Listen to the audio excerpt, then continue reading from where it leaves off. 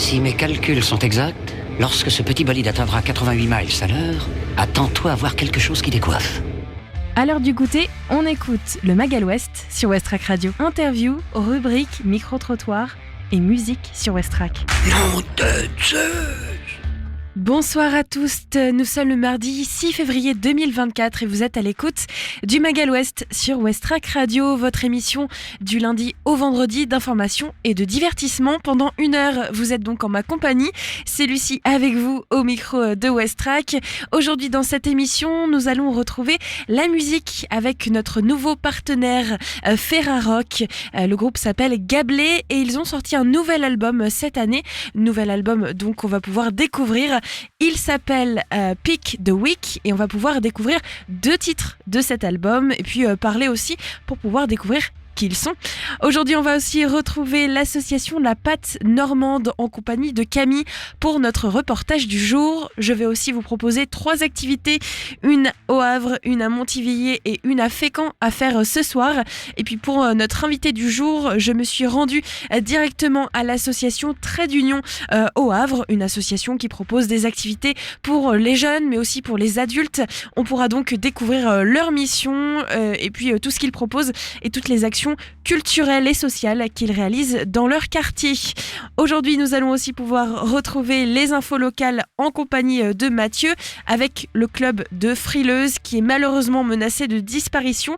On en apprendra plus avec Mathieu. Et puis, on va commencer tout de suite avec la météo. Aujourd'hui, le soleil se couchera à 18h03. On va donc gagner 3 minutes de soleil. Pour cet après-midi au Havre, les nuages vont couvrir l'ensemble du ciel. La température va se maintenir tout au long de cette fin d'après-midi entre 11 et 8 degrés. Le vent devrait atteindre en moyenne les 32 km/h. Orientation du vent sud-ouest. En soirée, la pluie sera à nouveau au rendez-vous. On ne peut pas y échapper. La température sera de 11 degrés et le vent devrait atteindre en moyenne les 30 km/h. Il sera tourné vers le sud-ouest. Demain, mercredi, la journée des enfants. Le soleil se lèvera à 8h23 et se couchera à 18h04. On va donc retrouver 3 minutes de soleil demain. Demain matin, toujours autant de pluie au rendez-vous. La température sera de 11 degrés dans l'agglomération, ressenti 7. Et le vent sera de plus en plus fort. Il va osciller entre 37 et 40 km/h, mais toujours tourné vers ce sud-ouest. Demain, l'humidité relative de l'air sera de 83%. Demain après-midi au Havre, il faudra toujours vous équiper en conséquence. Pensez à prendre soit un manteau à capuche, soit un parapluie puisqu'il va pleuvoir. La température sera de 11 degrés, ressenti 8. Le vent devrait atteindre en moyenne les 29 km/h, direction sud-ouest. Et enfin, demain en soirée, toujours le soleil absent dans notre ciel et toujours cette pluie qui nous accompagne. Température 10 degrés, ressenti 7 et le vent devrait atteindre en moyenne les 18 km/h, direction ouest. Et on retrouve tout de suite Mathieu avec les infos locales et à la une annonce inquiétante pour le Sporting Club de Frileuses qui est menacé de disparition. Bonjour à toutes et à tous, les actualités locales de ce mardi 6 février. La vie du Sporting Club de Frileuses est en péril en raison de la non-conformité du terrain synthétique au stade Maurice Poré, quartier d'Applemont au Havre. Le club de 450 adhérents pourrait être dissous si la ville n'engage pas les travaux de rénovation. Depuis 2021, la Ligue de football a prévenu le club que le terrain n'était plus aux normes. Il devait être rénové et étendu. Des relances ont été faites en 2022. En 2023, la Ligue a alors prévenu qu'en raison du manque de conformité, les matchs à partir des U13 ne devaient plus être joués sur le terrain. Dès la réception des courriers en 2021, le président du club a échangé avec la ville, des échanges qui se sont poursuivis jusqu'en 2022, puis plus rien. Le terrain du stade Poré est à bout de souffle, la ville ne le nie pas, mais les questions d'homologation de la Fédération française posent de vrais problèmes. Le coût de la transformation s'élèverait à 1,2 million d'euros. En attendant, la ville du Havre s'est engagée à trouver des solutions à court terme pour proposer des lieux d'entraînement. Ce jeudi 1er février restera une date importante dans l'histoire des sapeurs-pompiers du Havre, celle de l'inauguration de leur nouveau centre d'incendie et de secours situé rue du Général Hoche dans le quartier de l'Eure. Un bâtiment bioclimatique de plus de 3000 m² qui a nécessité 90 semaines de travaux et coûté 11 millions d'euros, financés par le département de Seine-Maritime, la ville et la communauté urbaine. Plusieurs milliers d'interventions partent du Havre Sud chaque année, des interventions qui concernent particulièrement la sécurité de la zone industrialo-portuaire. Le projet Socrate, déclinaison sur l'axe Seine du projet zone industrielle bas carbone, vient d'être lancé depuis l'annonce faite à la veille de la visite de l'usine d'engrais Yara de Gonfreville-Lorcher par le ministre délégué à l'industrie Roland Lescure. Il vient d'ailleurs d'attribuer une subvention de 7,5 millions d'euros. Concrètement, l'État va cofinancer aux côtés des industriels les études d'ingénierie qui vont permettre de planifier concrètement sur le terrain la décarbonation de l'industrie de la région. Cette enveloppe a pour objectif de lancer des études prospectives visant à la décarbonation des zones industrielles, études qui préfigureront les investissements à venir. La première phase de 2 ans débute en ce mois de janvier 2024 et portera sur plus de 30 études au niveau national pour un total de 15 millions d'euros. Lors d'une réunion publique organisée ce mercredi 7 février, les habitants d'Octeville-sur-Mer sont invités à s'exprimer sur différents projets d'implantation d'énergie renouvelable sur la commune. La commune d'Octeville ne veut plus payer des fortunes en facture d'énergie et les Octevillais sont invités à donner leurs avis sur les secteurs où pourraient être implantés des projets de production d'énergie. Octeville-sur-Mer ne compte cependant pas attendre l'État et lance ses propres projets comme la mise en place d'ombrières solaires. L'éolien n'aura pas sa place sur le territoire, tout simplement en raison du survol de la commune par les avions de l'aéroport. Il n'y aura pas non plus de projet de méthanisation à ce jour. Enfin, lors de cette réunion, il sera évoqué le raccordement d'Octeville-sur-Mer au réseau de chaleur du Havre ou la possibilité de créer un réseau dédié. Et enfin, le 139 lance un nouvel appel à intégrer sa résidence et espace de travail tourné vers l'habitat de demain et ses nouveaux usages au Havre. Le 139, implanté au 139 cours de la République dans le quartier de la Gare au Havre, est porté par Logéo, bailleur social, entreprise sociale pour l'habitat du mouvement Action Logement. Dans le cadre de son projet La Résidence, Logéo lance un appel aux porteurs de projets dans les domaines du service et de la relation aux habitants, du lien social, de l'habitat et ou de l'économie sociale et solidaire. Les personnes retenues disposeront d'un bureau équipé partagé avec les équipes de Logéo Seine. D'outils de communication, ils auront également accès au réseau de Logéo, juridique, communication et lien avec les CCI. Merci Mathieu, et on retrouve tout de suite 3 événements, un organisé au Havre, l'autre à Montivilliers et le dernier à Fécamp, qui vont vous permettre de découvrir plein de choses, chorales, rencontres littéraires ou encore spectacles à Fécamp. On en parle tout de suite. Des idées sorties pour cette semaine ou ce week-end pour te culturer sur Westrack Radio. Le premier événement se déroule au Cinéma Les Arts de Montivilliers pour le 40e anniversaire de la chorale du Moustier. Ils vont vous présenter ce soir de la musique de film qui reste bien sûr dans l'imaginaire collectif. La chorale du Moustier va donc présenter sur ses 40 années d'existence un programme qui s'étend des années 1938 à 1986 en interprétant ce soir des musiques en présence simultanément sur l'écran d'illustrations de ces films. C'est ce soir au Cinéma Les Arts de Montivilliers à 20h30, tarif 6 à 12 €. Vous pouvez réserver au 06 52 28 66 10. C'est au Havre que vous attend une rencontre avec Thomas Negaroff, qui est journaliste sur France 5 et notamment sur l'émission C'est politique, ainsi que historien. Il est notamment l'auteur de plusieurs essais sur les États-Unis et du roman Plutzi, le pianiste d'Hitler. Une présentation de son nouveau roman Lévi rêvait de la baronne d'Antigène. C'est à 18h ce soir à La Galerne. C'est totalement gratuit, mais vous pouvez réserver sur le site de La Galerne pour vous assurer une place assise. Et enfin, aujourd'hui à Fécamp, le théâtre marionnette 2h32 vous présente l'histoire d'une jeune femme éthiopienne qui fait les ménages pour vivre. Dès qu'elle a un peu de temps, elle enfile ses baskets et prend le bitume. Elle s'entraîne pour les marathons, dont 2h32 et son meilleur score. Sa vie s'arrêtera net suite à une mauvaise rencontre. Vous pouvez donc retrouver cette pièce qui relate cette courte vie qui bascule sur la passion et sur l'envie de courir et du marathon. C'est au théâtre être le passage à Fécamp à 20h30, tarif 5 à 10 € et vous réservez au 02 35 29 22 81. Il est 17h10 à l'écoute du Mag à l'Ouest en compagnie de Lucie. Est-ce que vous connaissez Pick the Way, un album sorti en 2024 ?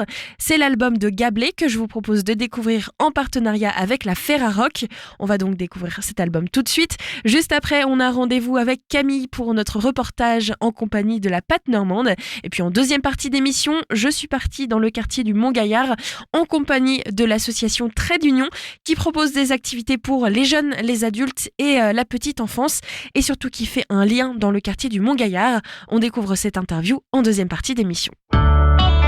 Westrack et la Fédération des radios associatives Musiques Actuelles, la Ferrarock, vous partagent la découverte musicale du jour.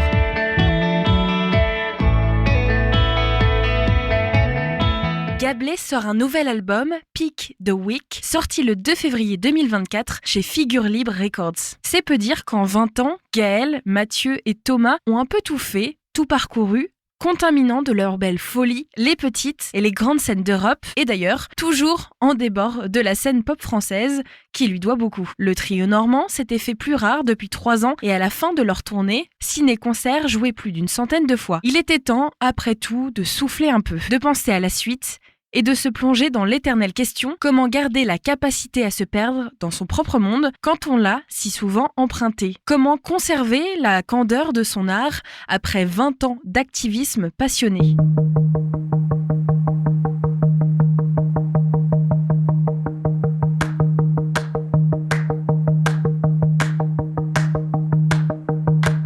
It's a thing that you've read about and don't believe it when it lands. It has the wings of a butterfly and the motor of a fan. Long nose, long eyes, don't look at it from above. Bad breath, right size, oh yes it fits like a glove.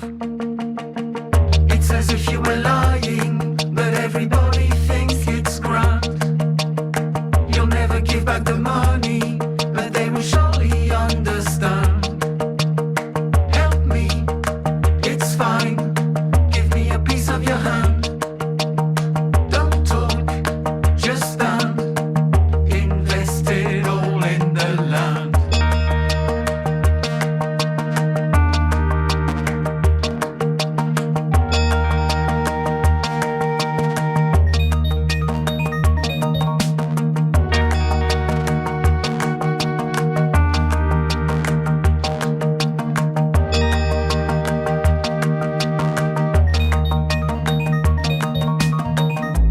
Told you do dancing, but you remind me of my aunt. Shouldn't you do more freezing? You do a mean realistic plant. Bad knees, weak mind, I feel I've left you behind. Cool ties, cool sleeves, I look at you and go blind.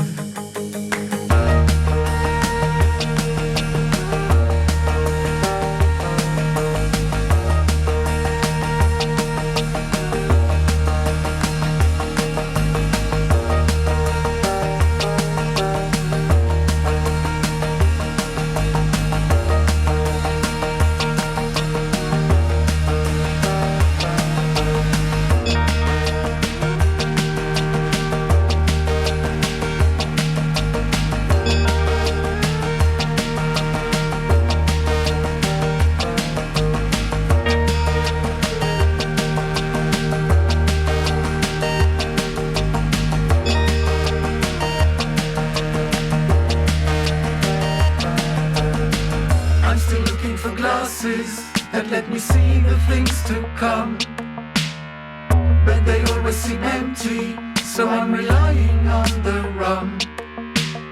Good days, good nights, I caught a glimpse of the sight. X-rays, delights, let's all get into a fight.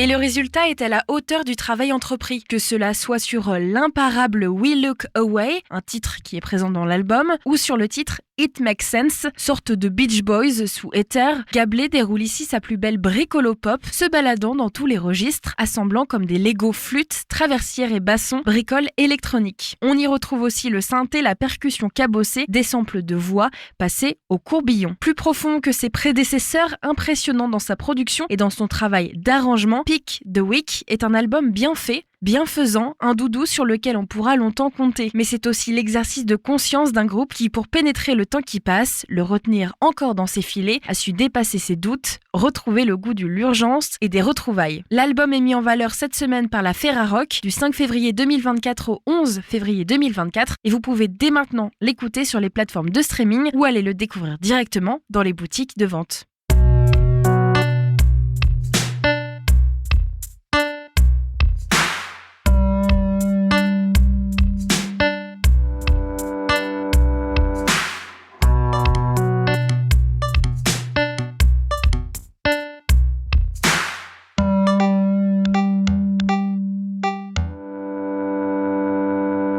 We dug them a hole in the shape of emptiness.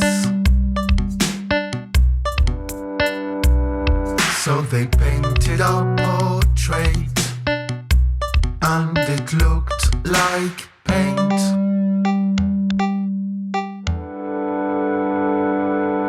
We wrote them a letter and the meaning was words.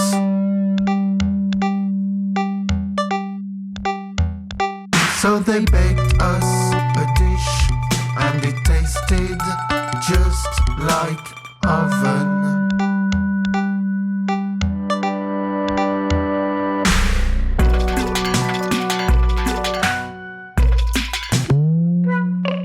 We let them wait for a bit and it felt like passing time.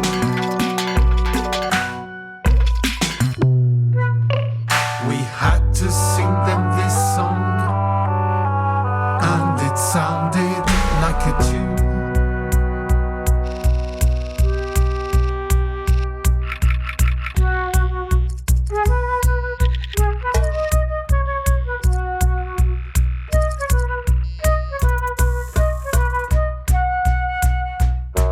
And it all fits in this special shaped container. It can stand beside your laundry and your litter,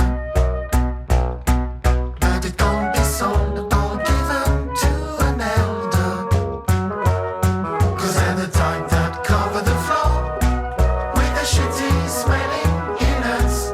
And I'd rather see your misbehaved sisters, 'cause they're the type that cover the floor with a shitty smelling innards. And I'd rather see your misbehaved sisters.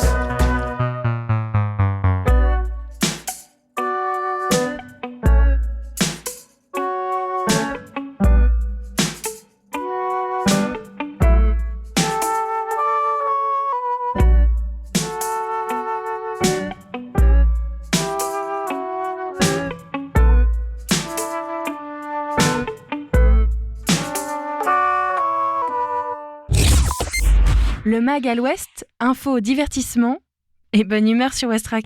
La douceur rêveuse de l'artiste français Gablé et son nouvel album Pick the Week, sorti donc cette année avec 2 titres que l'on vient d'écouter, Fruition et Special Containers. Je vous invite à découvrir tout au long de cette semaine dans le mag à l'ouest cet album et surtout cet artiste. Il est temps pour nous de retrouver Camille et son invité pour notre reportage du jour, la Patte Normande, qui est une association qui protège les animaux et notamment les félins avec un projet de refuge au Havre.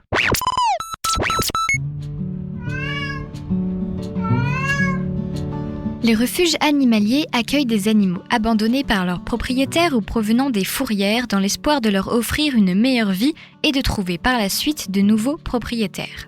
Un refuge est principalement géré par une association de protection animale et c'est notamment le cas de la Patte Normande dont j'ai reçu Elodie, la présidente, ainsi que Ivani, bénévole au sein de l'association.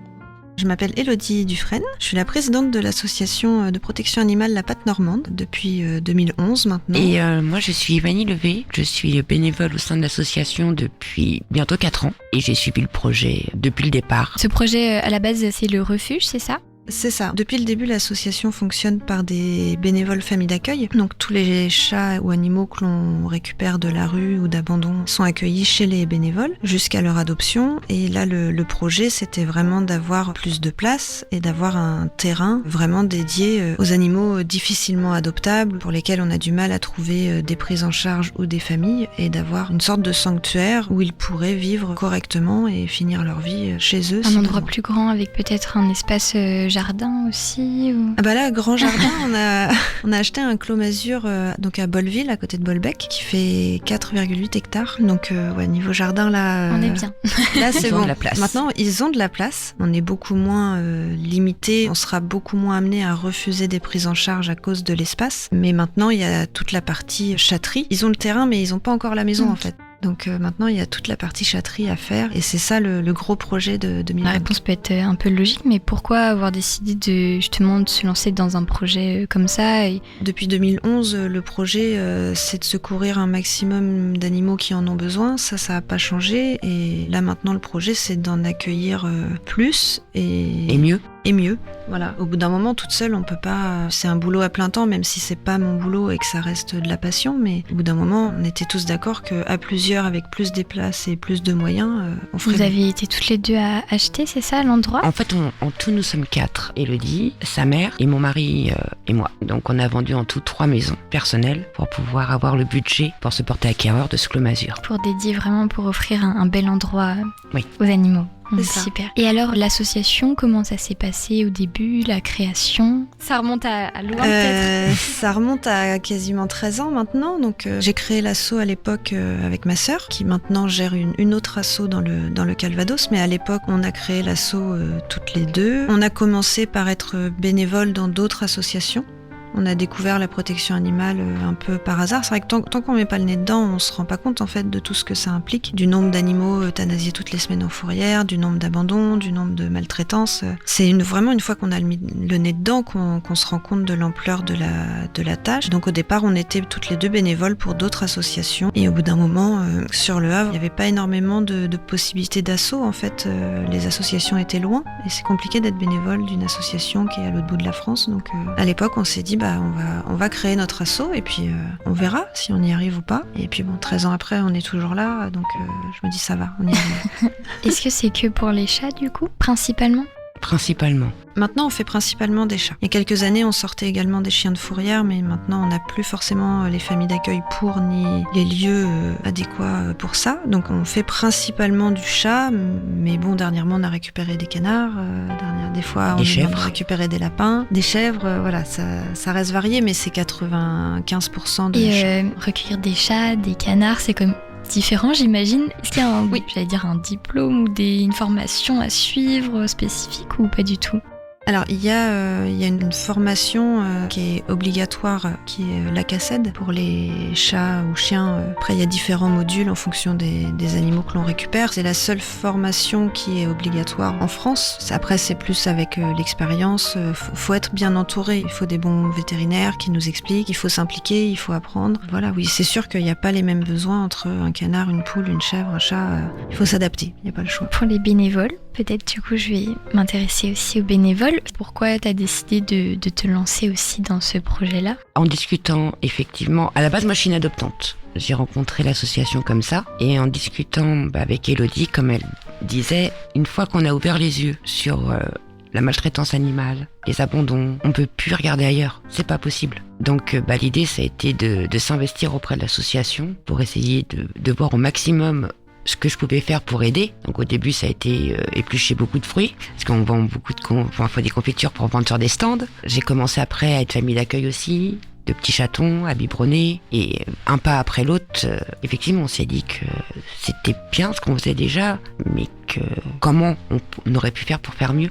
Et c'est là que du coup un jour Élodie m'a parlé, tiens j'ai une idée un peu folle, peut-être que, et quand on m'a exposé son plan j'ai fait oui, non c'est pas fou du tout. Au contraire. Vous êtes tous au même endroit, du coup vous vivez au même endroit ou pas du Oui. tout? Ok, parce que vous avez vendu 3 maisons, C'est ça, donc c'était la complexité, il fallait vendre les 3 maisons en même temps et trouver un terrain après qui puisse accueillir et l'association et la châterie et nous aussi au passage du coup parce Oui. que bon, donc après ça a pris du temps, ça s'est pas fait en une journée, mais on a réussi, on a trouvé le terrain. C'est un projet qui avance bien mais qui n'est pas fini, mais qui avance Et bien. justement pour qu'il avance, il faut peut-être qu'il y ait des dons aussi. Comment ça marche?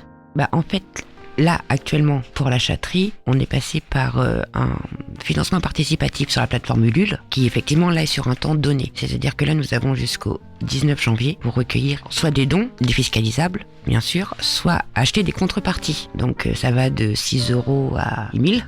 Oui, après il y a pas de montant maximum. Voilà. Oui, non, mais c'est juste, de toute façon, c'est les dons, mais c'est si les gens veulent donner de l'argent justement pour vous aider à faire ce projet-là, c'est sur Ulule, la plateforme Ulule. Ulule. Pour l'instant, voilà, il y a le crowdfunding qui est en ligne sur Ulule. C'est la première partie, on va dire. Là, c'est vraiment le financement jusqu'au 19 janvier. Le but, c'est d'atteindre au moins 20 000 € pour qu'on puisse financer, bien démarrer et financer le plus gros des travaux. On démarche également des entreprises et des particuliers pour récupérer des dons de matériaux. Donc là, jusqu'au 19 janvier, le but, c'est que tous les gens qui se sentent concernés et qui ont envie d'aider puissent participer via Ulule, la création du refuge. Et après, il y aura aussi le chantier participatif, parce que voilà, tout le monde ne peut pas donner d'argent ni de matériel. Tout le monde n'a pas envie de donner d'argent ni de matériel, mais si des gens veulent venir aider en donnant un coup de main pour les travaux parce qu'ils savent faire, on aura aussi besoin de gens pour nous aider en plus concret, quoi. Des bras. Des bras. Besoin oui. de beaucoup de bras. Vous êtes combien de bénévoles à peu près? Si on compte un peu tout le monde, parce qu'il y a les familles d'accueil, il y a les bénévoles qui gèrent les stands, il y a les bénévoles qui gèrent la com, il y en a qui créent, on a Josiane qui fait plein de confitures par exemple, et qu'on vend sur les stands. On doit être une trentaine à peu près, ça change assez régulièrement. Il y a une petite équipe fixe qui nous suit depuis des années. Un noyau dur. Voilà, un noyau dur. Après, il y a des bénévoles temporaires, il y en a qui... Voilà, il y a un peu de tout, ça dépend. En tout cas, on est toujours ouvert aux nouveaux bénévoles. Aux familles d'accueil. Aux familles d'accueil, après ça peut être pour tenir des stands, pour organiser des collectes, pour créer des choses. On cherche toute l'année des bénévoles. Si on veut devenir bénévole, comment ça marche? On vient vous voir, on va sur votre site? On peut nous contacter effectivement via les réseaux sociaux, comme tout le monde, Instagram, Facebook, par mail également, par téléphone. Alors il faut vraiment me laisser des messages parce que c'est vrai que je reçois tellement d'appels que pour l'instant, entre les travaux, l'installation, en téléphone c'est compliqué, mais il y a moyen de nous contacter dans tous les cas assez facilement. Alors ça va être plus question adoption, on va dire. Est-ce que vous avez des conseils pour les personnes qui veulent adopter en refuge, qui hésitent ou... Faut pas hésiter.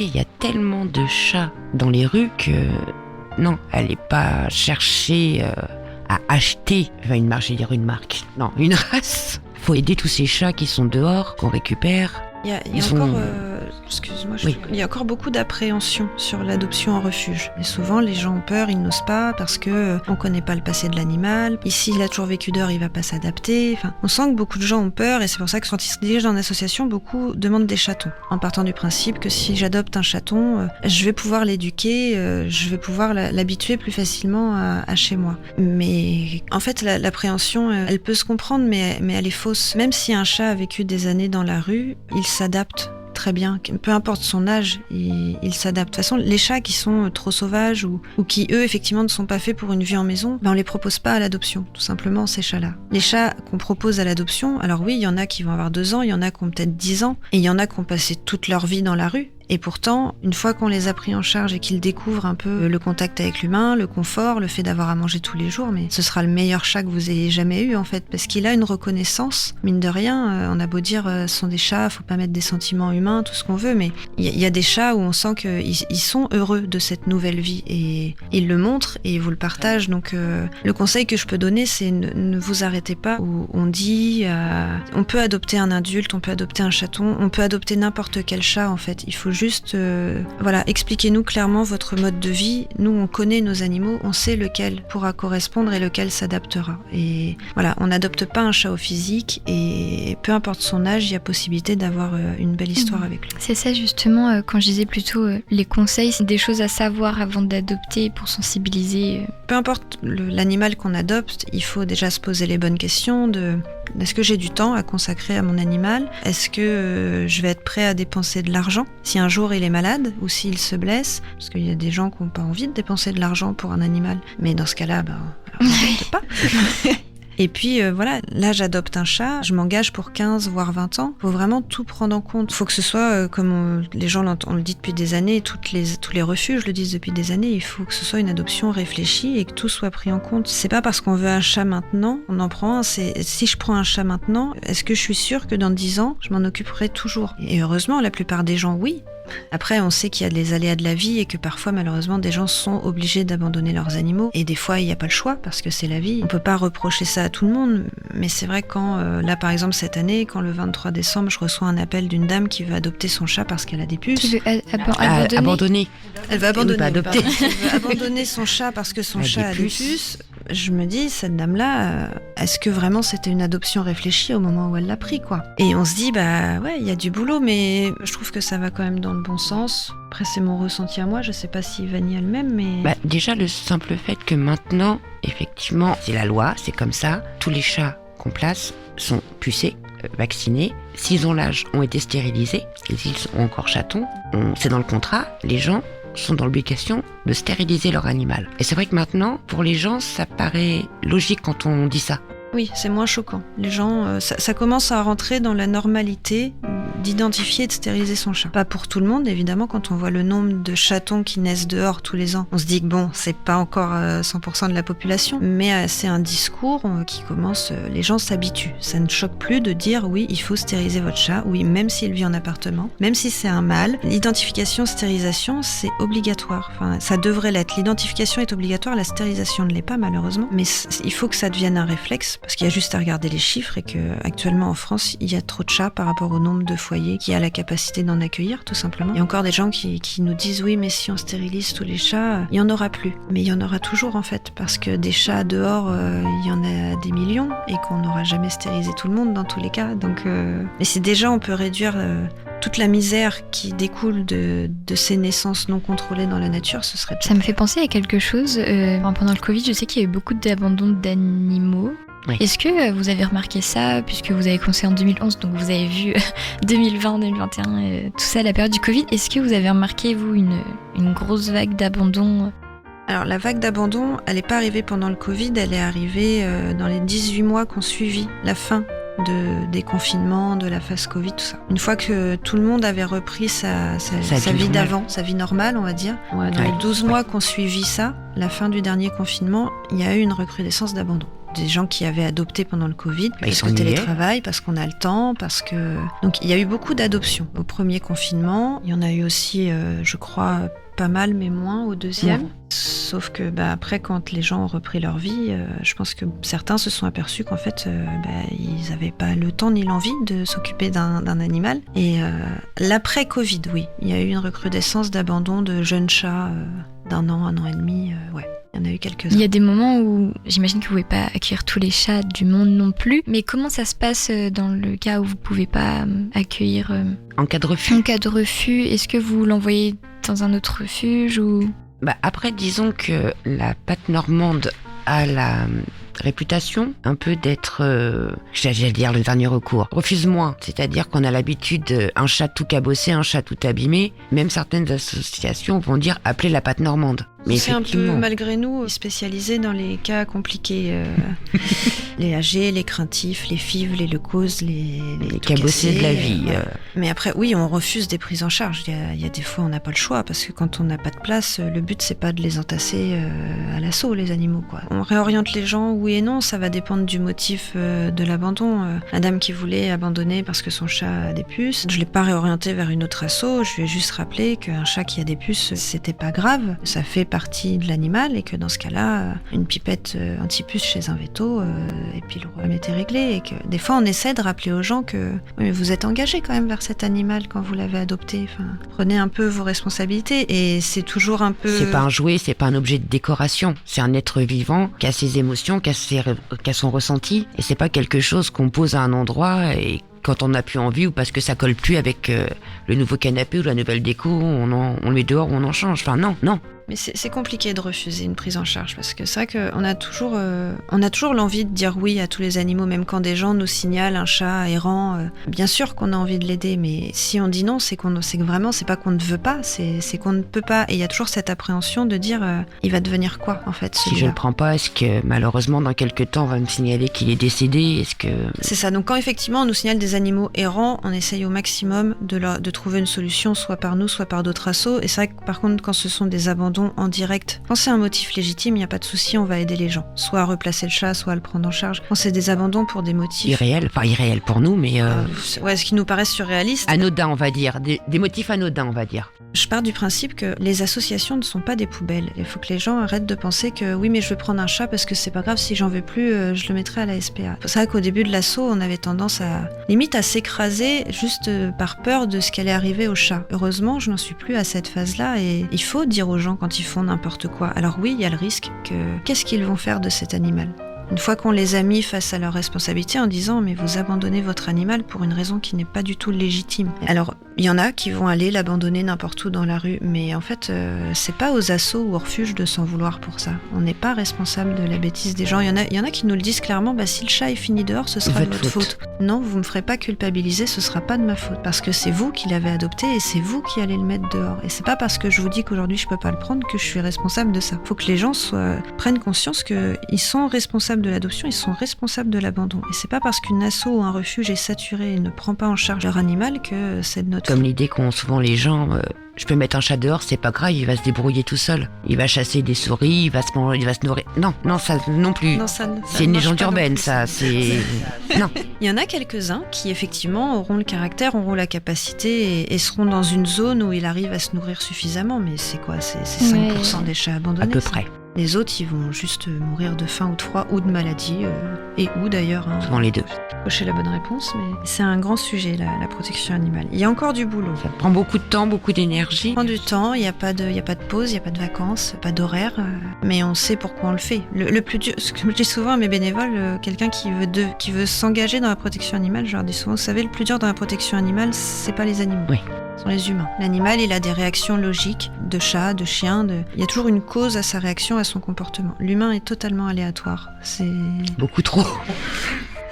Et c'est ça le plus dur à gérer. C'est pas les chats malades, même si c'est très dur quand on passe des semaines à soigner un animal pour que finalement il finisse par décéder ou une adoption qui se passe mal. Oui, psychologiquement, c'est pas facile, même moralement, mais la bêtise humaine est plus lourde. Oui, beaucoup plus difficile à gérer. On a parlé de pas mal de choses. Vous auriez encore un petit mot sur le refuge que vous avez comme projet de créer? Des petites infos qu'on aurait oubliées ou... On a besoin d'un maximum d'aide. À tous les niveaux. Voilà, oui, c'est un gros projet. Si on veut que tous ces chats un peu laissés pour compte aient un endroit pour vivre assez rapidement, alors oui, on est sûrement la je sais pas combienième association à demander de l'aide. À demander de l'aide et à demander de l'argent. Et on sait bien que tout le monde ne peut pas ou ne veut pas donner. On sait que les temps sont durs, mais voilà, la cagnotte Ulule est en ligne jusqu'au 19 janvier. Et il n'y a pas de petits dons. 6 000 personnes donnent 1 euro, voilà. Voilà, alors oui, on a besoin de l'aide de tout le monde, effectivement. On a vraiment besoin de faire monter la cagnotte jusqu'au 19 et même un petit peu, ça aide toujours. Et on a aussi beaucoup de chats âgés à l'adoption. Et qui sont tous des amours, vraiment. Où est-ce qu'on peut vous contacter en particulier? On a dit tout à l'heure les réseaux sociaux, mais est-ce que je peux avoir un nom? Sur les réseaux sociaux, ça va être Sherazade ou Elodie, principalement, qui vont vous répondre. Et après, il y a l'adresse mail tout au singulier, patte.normande@gmail.com. Sur Facebook, Instagram aussi, c'est la patte normande aussi? La patte normande, oui. Ça marche, super. Et merci beaucoup d'être venu. Et puis, on encourage les gens qui nous écoutent à faire des dons ou au moins à soutenir et à être sensibilisés à votre refuge et votre projet. Merci beaucoup. Merci beaucoup. C'est très gentil. Merci à Elodie et Ivani de nous avoir fait découvrir leur association. Pour les suivre et les soutenir, c'est sur Facebook ou Instagram. Et pour contribuer au projet de construction de leur nouveau refuge, c'est sur le site ulule.com. C'était Camille pour Westrack Radio. Merci Camille. Si vous êtes une association havraise ou de l'agglomération et que vous avez un projet, n'hésitez pas à nous contacter sur Westrack Radio. Nous mettons en valeur les structures et associations qui proposent des idées innovantes. Vous pouvez nous contacter sur le site de Westrack Radio ou à l'adresse contact@west-track.com. Et en parlant d'association, je me suis rendue dans le quartier du Mont-Gaillard à la découverte de l'association Trait d'Union qui fait un lien social dans le quartier pour les adultes et les jeunes et qui propose aux jeunes de monter des projets, notamment justement pour mettre en valeur le quartier. On écoute cette interview qui a été enregistrée au mois de janvier pendant les vacances scolaires. Dans ton quartier, c'est une rubrique sur Westrack Radio dans l'émission Le Mag à l'Ouest. Je pars à la rencontre d'habitants et de personnes qui font vivre le quartier et aujourd'hui je me suis tournée vers une association puisque ce sont elles aussi qui animent et qui habitent les quartiers. Direction le quartier Mont-Gaillard à la rencontre de l'association Trait d'Union. Là-bas, j'ai rencontré Aïcha Dandre qui est responsable du pôle jeunesse et de l'association Trait d'Union. Salut Westrack, aujourd'hui je suis dans une ancienne école dans le quartier Mont-Gaillard. On va donc découvrir ce qu'ils font ici. En tout cas aujourd'hui c'est très animé puisqu'on est dans la période des vacances. Bonjour. Bonjour. Alors qu'est-ce que vous faites ici à Trait d'Union et surtout quel lien vous faites avec les jeunes et les adultes ? Alors Trait d'Union c'est une association qui est née en 91. Donc l'activité principale, on est sur le domaine de l'insertion sociale, culturelle et professionnelle et on s'adresse à différents types de publics. Donc, des publics qui sont âgés de 6 à 11 ans, ensuite de 12 à 17 ans. Ensuite nous accueillons également des adultes sur différents ateliers. Donc en fait on a un pôle enfance, un pôle jeunesse et puis un pôle adulte. Et on a aussi accessoirement un pôle famille pour proposer des accueils différents. Qu'est-ce qu'on fait ici comme accueil justement ? Aujourd'hui c'est bien animé parce qu'on est dans la période encore des vacances. Il y a un goûter. Si j'ai bien compris, les plus grands ont cuisiné pour les plus petits. Ça arrive souvent de faire des mélanges comme ça entre les pôles et de croiser les publics ? Oui, en effet, les différents pôles ont leurs propres accueils, mais l'idée c'est de travailler sur de la mixité en permanence, de créer du lien social et du coup, effectivement, aujourd'hui, les ados ont choisi de préparer un repas pour l'ensemble des pôles accueillis pendant les vacances. Donc du coup, les petits de 6-11 ans ont été invités par le pôle ado. Qu'est-ce qu'on peut faire d'autre à Trait d'Union ? Il y a derrière vous beaucoup de photos de beaucoup d'activités, patinoire, initiation au premier secours. On fait un peu de tout ici. Pour les 6-11 ans, on propose essentiellement un accueil de loisirs sur les mercredis et sur les vacances scolaires. On accueille aussi les enfants du périscolaire sur les 2 écoles qui sont avoisinantes, Henri Vallon et Charles Victoire. Nous avons aussi le pôle adulte qui propose des cours de fitness, des cours de couture et des cours de français pour toutes les personnes qui rencontrent un problème avec la langue française. Donc ça se passe toujours en dehors des vacances scolaires. Et puis on a effectivement un espace jeunesse qui est assez important sur Trait d'Union. On a les adolescents de 12 à 17 ans et là on travaille sur le vivre ensemble, donc ils ne sont plus en centre de loisirs, ils passent dans un accueil jeune où ils ont l'occasion donc effectivement de pratiquer des loisirs, mais au sein des 12-17, un collectif s'est formé et ce sont des jeunes qui ont envie d'être utiles. Donc en fait, ils mettent en place des actions citoyennes, des actions d'autofinancement. Quand un jeune se dit, quand les collectifs se disent on aimerait partir en séjour, on aimerait acheter des choses pour le local, eh bien voilà, ils savent que l'argent ça se gagne et donc du coup ils mettent en place tout au long de l'année des petites actions d'autofinancement. Donc là récemment ils étaient dans la galerie marchande d'Auchan où pendant 3 jours ils ont emballé les cadeaux des clients de Auchan. Donc ça c'est une action auquel ils tiennent beaucoup. Ils font des vides-greniers, des ventes de crêpes, des ventes de gâteaux. Et cette année, ils pensent même à organiser un lavage de voitures pour les habitants du quartier. Et les actions citoyennes, c'est de type ramasser des déchets, se rendre utile auprès des personnes âgées. Ils ont un partenariat avec l'IM-Pro aussi, la Renaissance. Donc voilà, l'idée c'est d'apprendre à vivre ensemble et puis de faire quelque chose pour quelqu'un d'autre que soi-même, à titre gracieux, sans aucune contrepartie. Et voilà, c'est un accueil qui fonctionne quand même plutôt bien. Et puis on a aussi les 18-25 et là on est sur un autre domaine, on est plus sur de l'insertion professionnelle, donc ça va de la conception du CV à la recherche de stage. Et Trait d'Union est une structure qui accueille beaucoup de stagiaires dans différents domaines. J'imagine que depuis la création du projet, ça a beaucoup évolué. Est-ce que vous avez d'autres objectifs, notamment avec cette nouvelle année qui commence ? Vous avez d'autres envies, d'autres souhaits ? Oui, alors les objectifs aujourd'hui de Trait d'Union, notamment sur la jeunesse, on travaille sur des axes différents. On travaille sur la citoyenneté, sur les actions d'autofinancement, comme j'en ai parlé tout à l'heure. On travaille sur la santé, sur la scolarité. On essaye de travailler aussi sur la lutte contre le décrochage scolaire, sur le sport et sur la culture. Donc ce sont des objectifs qui prennent du temps à atteindre complètement. Et sur l'année 2024, ce sont des objectifs qui resteront les mêmes, avec des actions différentes, des actions innovantes comparées à l'année précédente. Vous laissez la place aussi aux jeunes pour être force de proposition et proposer des projets, pourquoi pas inventer aussi en groupe de nouvelles idées ? Oui, alors ça se fait souvent sur nos accueils en soirée. Donc les jeunes sont très friands des accueils en soirée qu'on propose. Ce sont des accueils un peu particuliers. Les jeunes sont contents parce qu'ils ont le loco avec une équipe d'encadrants. Ils savent qu'ils doivent respecter un certain nombre de règles en matière de respect du matériel, de respect dans le groupe, respect des encadrants. Et c'est vrai que le vendredi soir, autour de repas partagés, tout simplement, il y a des idées qui naissent. Et là, à l'équipe encadrante de rebondir sur des propositions et d'accompagner tout simplement les jeunes dans leurs idées. Donc l'année dernière, par exemple, ils envisageaient, de se mettre en relation avec des personnes âgées. Ils avaient parlé de l'isolement, de ce qu'ils avaient vécu pendant le Covid. Ils avaient constaté quand même pas mal de choses au niveau de la solitude. Et donc du coup, on s'est tout simplement mis en relation avec la maison de retraite de Sanvic, les Escales, qui ont accueilli le jeune à bras ouverts. Et donc, c'est un exemple de projet qui est sorti de la tête des jeunes. Et donc, tous les mois, de manière régulière, ils partagent des temps en rendant visite aux résidents de cet EHPAD. Comme une année aussi où ils ont parlé des personnes en situation de handicap, et donc un partenariat est né de la même manière. Et donc là récemment ils ont été cette fois c'est nous qui étions invités à l'IMPRO. Ils sont sur un projet de fabrication de jeux anciens en bois. L'IMPRO dispose d'un atelier menuiserie, donc du coup l'un dans l'autre les jeunes apprennent à travailler le bois et partagent des moments avec les participants donc de l'IMPRO. Donc ça, ce sont des exemples de projets. Et cette année, oui, en effet, on a un nouveau projet sur l'année 2024 sur la jeunesse. Et là, ça va concerner davantage les 16-25 ans. Et nous avons répondu à un appel au projet qui nous oriente vers le fait d'aller vers les jeunes qui sont en rupture totale. C'est-à-dire que là, l'idée, c'est de toucher les invisibles, des jeunes qui sont en rupture depuis peut-être l'âge de 16 ans.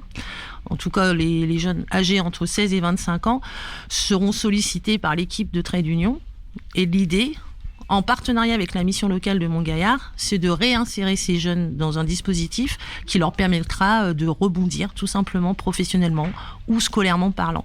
Donc ça, c'est un gros projet auquel on tient cette année et qui est plutôt nouveau pour nous. C'est plutôt aller vers, ce sera quelque chose hors les murs de Trait d'Union. C'est quelque chose que vous avez vraiment envie de développer. On parle beaucoup du quartier. Vous êtes implanté dans votre quartier, donc c'est important que les jeunes puissent aussi avoir un lien avec les habitants et leur demander leur avis, ou alors aller avec les partenaires. On parlait de la mission locale. Prendre contact avec ces partenaires aussi. On travaille beaucoup en partenariat. De toute façon, on ne fait rien seul. Donc l'idée, c'est toujours de développer les partenariats, de les pérenniser, et ça marche plutôt bien. Et on voit aussi la réussite au niveau des jeunes. On voit aussi, en termes de prévention, le travail qui est fait sur un certain nombre d'années, évidemment. Mais le fait que Trait d'Union propose un accueil jeune, des locaux qui sont identifiés jeunesse, peu de structures ont un local qui appartient vraiment aux ados et aux jeunes adultes, tout simplement. Soit pour partager des loisirs, soit tout simplement pour demander de l'accompagnement, mais sur différentes choses. Je vous disais, ça peut être le CV, la recherche de stage, des discussions formelles ou informelles sur leur parcours. Après, nous, ce qu'on sait faire, on le fait avec eux, et ce qu'on ne sait pas faire, et justement, on s'adresse aux partenaires, ce qui permet aux jeunes de poursuivre son parcours d'avenir tranquillement. Sur le pôle adulte, du coup, il suffit de prendre une adhésion auprès de l'association d'un montant de 20 €. Et en fonction des activités, on demande une participation annuelle. Donc pour les cours de français, c'est 10 € pour l'année. Pour les cours de couture, on est à 30 € l'année. Et pour les cours de fitness, de mémoire, on est à une vingtaine d'euros pour l'année aussi. Le principe, c'est toujours de prendre une adhésion, ne serait-ce que pour une question d'assurance. Et ensuite, en fonction de l'activité, on va vous demander une participation. Les ados, aujourd'hui, ils peuvent être accueillis à Trait d'Union sous réserve de payer l'adhésion annuellement. Donc ce sont des années scolaires, toujours. Et en dehors de ça, on leur demande rien d'autre, sauf quand il y a des sorties, ce qu'on appelle les sorties payantes, des sorties de conso, où là, ils sont libres ou pas de s'inscrire et de donner une participation, tout simplement. Donc il n'y a aucune obligation pour les jeunes qui n'ont pas la possibilité de payer la participation. Ils ne sont pas obligés d'être inscrits sur la sortie et auront d'autres ateliers proposés au sein de Trait d'Union. Au niveau du pôle enfance, le centre de loisirs la même chose, on paye une adhésion de 20 € et ensuite on paye soit 10 €, soit 20 € en fonction du fait d'être imposable ou pas, toujours pour l'année. Alors le numéro de téléphone de notre accueil, c'est le 02 35 44 41 12 et en termes d'adresse mail, vous pouvez vous adresser à moi tout simplement, pauljeunesse.trait-d'union@gmail.com. Il y a beaucoup d'associations havraises qui existent depuis longtemps et qui rencontrent depuis le Covid des difficultés, que ce soit par manque de moyens, par manque de personnes aussi, et qui sont à la recherche de bénévoles. Est-ce que vous avez des difficultés ou des demandes qui pourraient vous aider à vous développer ? En effet, le bénévolat est le bienvenu à Trait d'Union, notamment sur le périscolaire, parce que effectivement, on a 2 équipes en moyenne de 8-9 encadrants par école. Évidemment que les bénévoles sont les bienvenus. Plus il y a de gens pour encadrer les enfants, plus l'aide de devoir est constructive en fait. Donc on a quelques bénévoles. Maintenant, la porte est grande ouverte et les personnes seront toujours les bienvenues. Et puisque le cœur de l'association, ce sont les jeunes, on écoute le témoignage de 2 jeunes qui participent régulièrement aux activités de l'association. Je m'appelle Omar, j'ai 14 ans et on était partis à Auchan pour aider financièrement notre association. On emballait des cadeaux pour 50 centimes le cadeau. Les clients ils venaient nous voir, ils donnaient leurs cadeaux, puis on l'emballait pour Noël. Et ça faisait de l'argent pour nous, pour des activités qu'on faisait. On fait pas d'activités dans cette association qui sont là pour nous. Nous, on s'était déjà entraînés, donc c'était pas du tout compliqué. Je me sens fier. Je me dis que grâce à mon travail, il y en a plein d'enfants qui pourront faire plus de choses au futur ou en ce moment. Par exemple, demain il y a une sortie Astérix et c'est vraiment pas cher. Parce que c'est vraiment des prix réduits. Donc c'est grâce à plein d'actions comme ça qu'on arrive à avoir de l'argent pour les activités, les sorties. Je m'appelle Afsa et j'ai 12 ans. Et il y a pas très longtemps, on est parti à la coulée verte pour ramasser les déchets. On a fait à peu près toute la coulée verte. Je pense qu'on était 10 et du coup, on a ramassé un maximum de déchets. Il y avait des choses qui étaient coincées ou après c'était bien parce que je me disais que au moins j'ai fait une bonne action. Il y avait beaucoup de bouteilles, de canettes, des papiers et après je m'en souviens plus. Merci aux jeunes qui ont bien voulu prendre le micro et merci à Aïcha Dandre. Vous pouvez retrouver l'association Trait d'Union sur leur site asso-unionlehavre.fr, le tout collé, ou directement à leur local au Mont-Gaillard, au 9 rue Maurice Troel au Havre. Et merci à l'association Trait d'Union pour leur accueil. Vous pouvez donc les retrouver directement au quartier Mont-Gaillard et bien sûr sur les réseaux sociaux pour ne rater aucune de leurs actions réalisées avec les jeunes. Et puis un grand merci aux jeunes aussi qui ont souhaité dire un petit mot dans le micro. C'était pas facile d'avoir confiance assez pour nous partager tout ça, donc je les remercie et surtout merci pour leur énergie. C'est la fin de notre émission sur Westrack Radio. On va se quitter en musique comme toujours et cette fois-ci je vous emmène aux États-Unis avec un titre de Willie Rodriguez Was Taken. Je vous donne rendez-vous demain pour un autre Mag à l'Ouest. À 17h, on parlera de séries et notamment de la série Euphoria que je viens tout juste de découvrir. C'est vrai que je suis un peu en retard sur le train des séries, mais bon, on aura quand même l'occasion d'en parler. Et puis bien sûr, on se retrouve tout au long de la semaine avec aussi une émission jeudi et vendredi avec nos invités. Allez, on se quitte avec ce titre Stop Calling, donc de Willie Rodriguez Was Taken, un album sorti l'année dernière. L'album s'appelle Wet Dream. Je vous souhaite une très belle soirée sur Westrack. Fuck you!